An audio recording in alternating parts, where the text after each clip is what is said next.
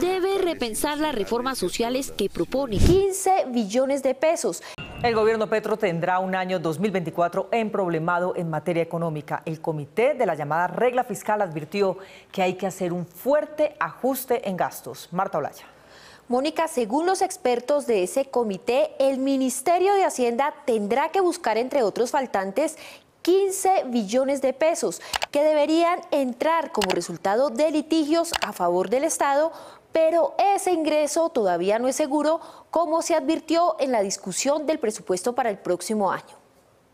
Recomponer las cuentas y el presupuesto para 2024 fue la recomendación realizada por el Comité Autónomo de la Regla Fiscal, cuyo informe advirtió que el plan de ajuste debe ser por 23 billones de pesos, teniendo en cuenta, entre otras cosas, el impacto que genera el subsidio a los combustibles y los gastos estructurales que se financiarán con recursos provenientes de litigios que por ahora son inciertos y representan cerca de 15 billones de pesos. Entonces son 15 billones del arbitramiento de litigios, está más 5 billones de pesos de FEPEG, ahí van 20, hay 1,7 billones de pesos que es el efecto neto del fallo de no deducibilidad de regalías, y hay otros 1,3 billones de pesos de los efectos netos del cambio en supuestos. Para algunos académicos, bajo este panorama, el gobierno debe repensar las reformas sociales que propone, sobre todo aquellas que significan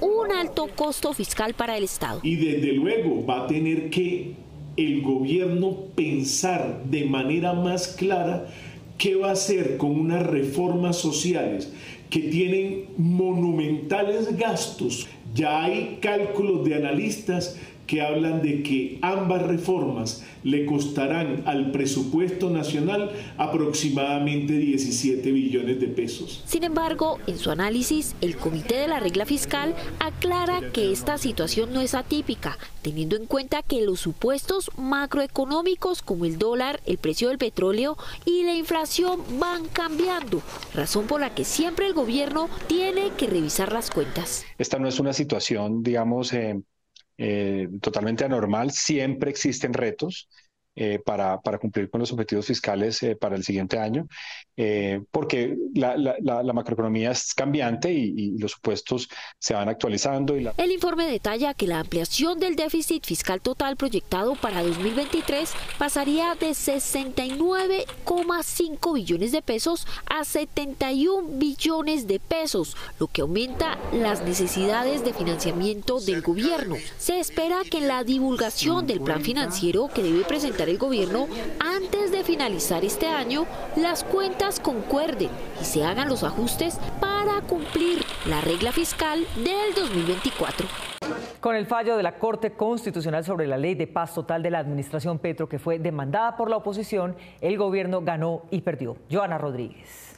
Mónica, ganó porque la Corte avaló casi la totalidad de la ley, lo que le permite al gobierno seguir negociando con el ELN o las disidencias por ser grupos con carácter político, pero pierde porque la sentencia limita las facultades presidenciales para conversar con bandas criminales y para pedir excarcelaciones. Ese tema tenemos que resolverlo. La Corte Constitucional declaró ajustada la Carta Política a la Ley de Paz Total del actual gobierno. Conceptuó que el Ejecutivo puede continuar las negociaciones con los grupos armados enfrentados con el Estado, es decir, las guerrillas a las que se les reconoce carácter político. ¡Atención!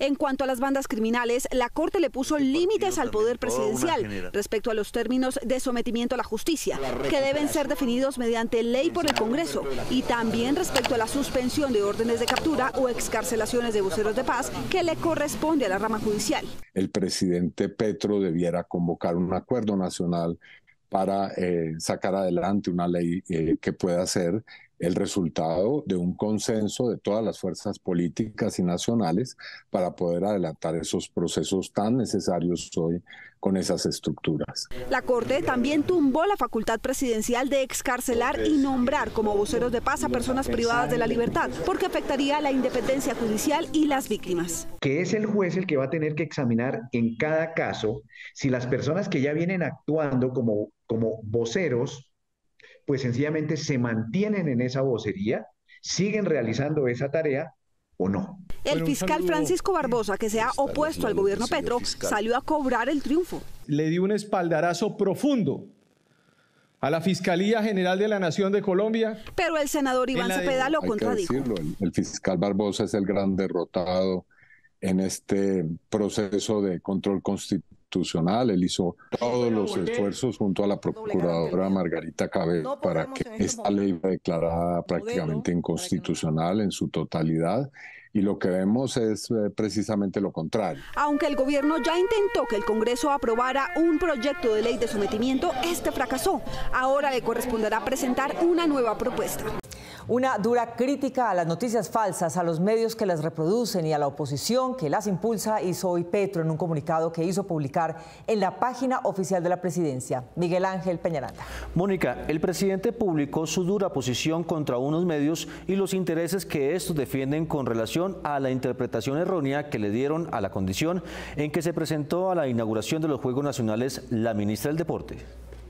En lugar de trinar directamente desde su cuenta, como siempre lo hace, el presidente Petro hizo publicar en la mañana de hoy un comunicado con su firma en la página oficial de la presidencia. Allí hizo duras críticas a la prensa, a los propietarios de los medios y a periodistas que, según él, utilizan sus publicaciones para, comillas, producir información malintencionada y manipular a la ciudadanía. Lo bueno y lo malo. La nueva dura crítica del presidente contra los medios y la oposición, que señaló de querer propiciar un gobierno violento de extrema derecha, surgió por, al parecer, la falsa noticia de este fin de semana sobre el presunto estado de embriaguez de la ministra de Deporte, Astrid Viviana Rodríguez, durante la inauguración en Pereira de los Juegos Nacionales, cuando los extraños efectos en su voz se habrían debido a problemas de sonido y de retorno de ecos del mismo. Mi agradecimiento. Reproduce la información falsa antes de que se corrobore, sin siquiera contrastar la información, que es obligación periodística. Petro explicó por qué los medios estarían incurriendo en estos propósitos. Porque los objetivos sociales propios y adelantados en el gobierno del cambio son contrarios a los objetivos económicos particulares de los dueños de los medios y a su propia visión de la sociedad colombiana. Denunció que las falsas noticias tienen un objetivo. La búsqueda de desprestigio a como dé lugar tiene como objetivo disminuir el apoyo social.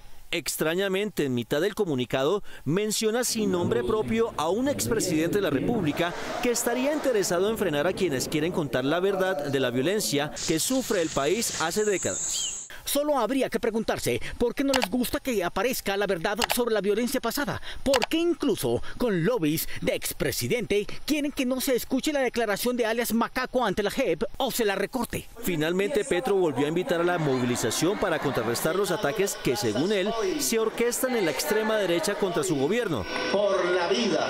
El viernes pasado, Petro pidió en su cuenta de X a varios medios que rectificaran la información de que el proyecto sobre el impuesto predial recién revelado pretende aumentar en 300% el impuesto predial a los propietarios de bienes inmuebles, cuando lo que se propone es ponerle topes a los incrementos.